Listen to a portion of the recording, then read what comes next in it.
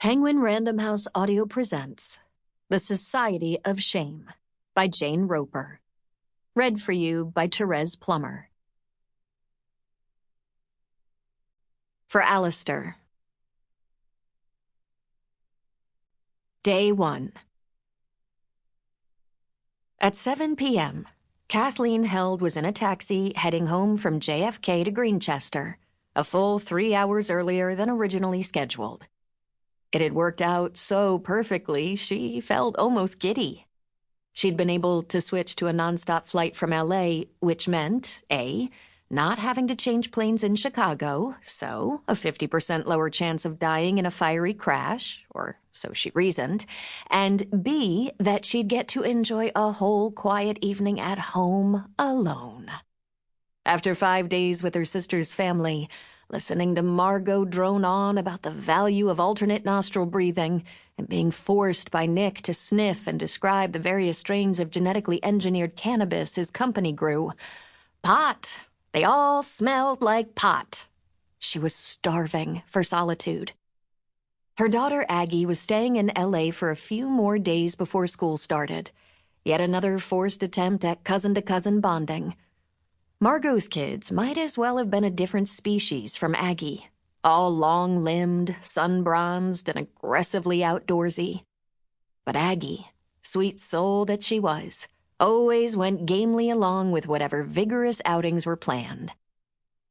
Bill, meanwhile, would have just left for the large and extremely important campaign fundraiser he was attending that night at a country club in Scarsdale. Had Kathleen switched to an even earlier flight, which, in fact, she could have, he would have tried to convince her to go to said extremely important fundraiser with him. And it would inevitably have led to another one of the silent, simmering non-arguments they'd had so many of since he'd begun his U.S. Senate campaign 8 months before. Tonight, thank God, there would be none of that. No simmering. No guilt. No having to stuff her soft, middle-aged midsection into shapewear and make small talk with smug limousine liberals. Instead, just an easy, sleepy reunion when Bill came home. The kind where the light would be off and she might even be asleep, but would wake up at the sound of the bedroom door opening.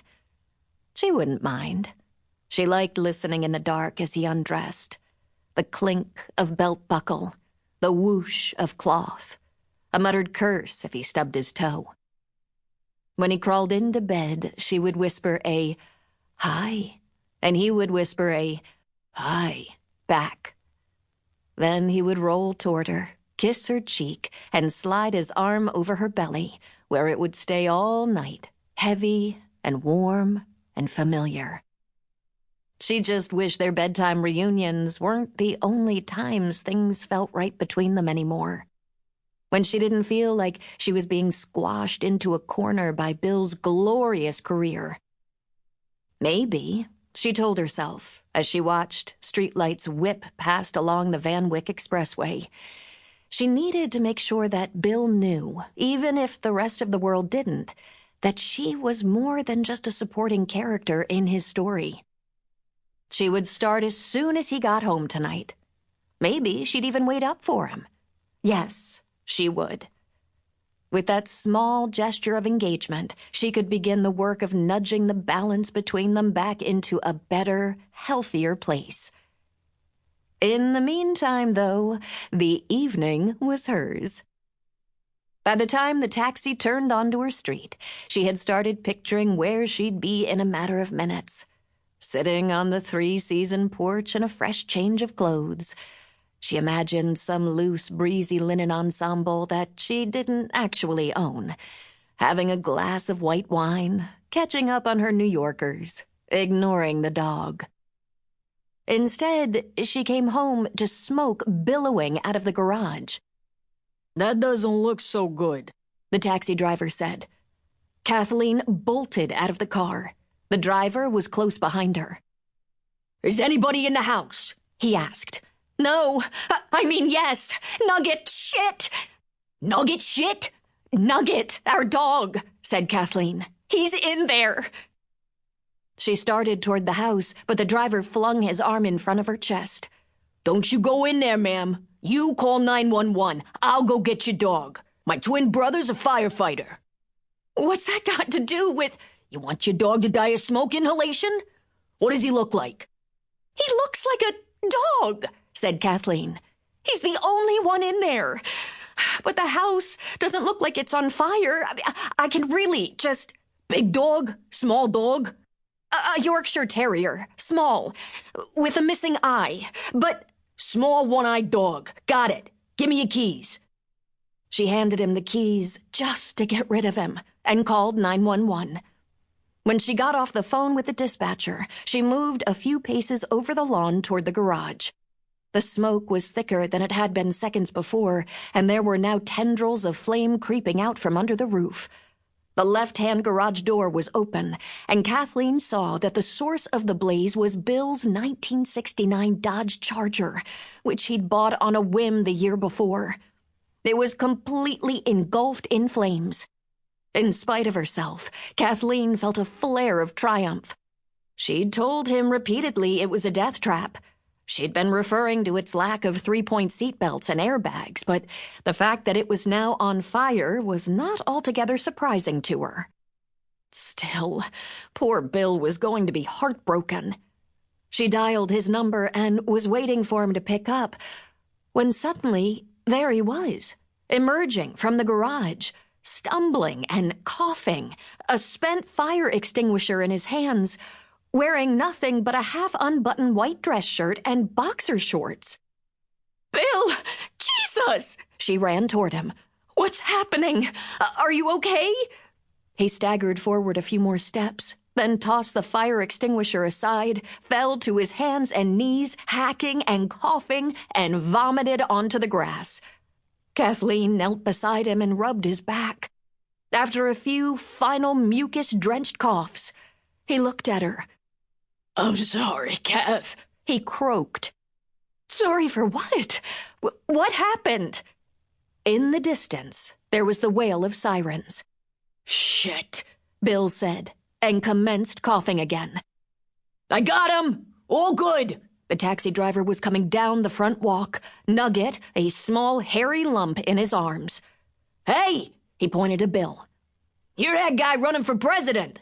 I saw you on the news." "Senate," Bill managed to gasp. The driver grinned. "Sure, that's where it starts." He handed Nugget to Kathleen, nearly knocking her to the ground, then pulled his phone out of his pocket and crouched next to Bill to snap a selfie. "Delete that!" Bill yelled, his voice suddenly strong and clear. "Don't worry," said the driver, standing back up. "I won't show it to anyone, just my wife." "Please delete," Bill said before he was racked by another coughing fit. An ambulance and a fire engine were pulling into the driveway now. All right, the driver tapped at his phone in a not entirely convincing way. "I guess you being in your underwear and everything." For the first time, it occurred to Kathleen to wonder, why was Bill in his underwear? The Nantucket Reds, she saw now, an inside joke going back to when they were first dating and had gone to Nantucket for his sister's wedding at his parents' enormous summer home. The day before the wedding, they'd gone into a shop that was entirely devoted to clothing in that simpering, stupid, milky tomato soup color. Kathleen, relatively new to the East Coast at the time, had told Bill she couldn't believe men actually wore it. He bought a pair of boxer shorts on the spot to prove that they did. She had bought him a pair every Christmas since, to the point where it wasn't quite a joke anymore. "Bill," she said now, "why are you... Were you in the middle of getting dressed? In the car?" He turned his head toward her, and the look in his eyes was one of utter defeat. "I'm so sorry, Kath," he rasped. "She's not... she just..." Kathleen felt the blood drain from her limbs. Please let him be referring to the car, she thought. But Bill was not the kind of man who referred to cars or boats or any other motive. Sample complete. Ready to continue?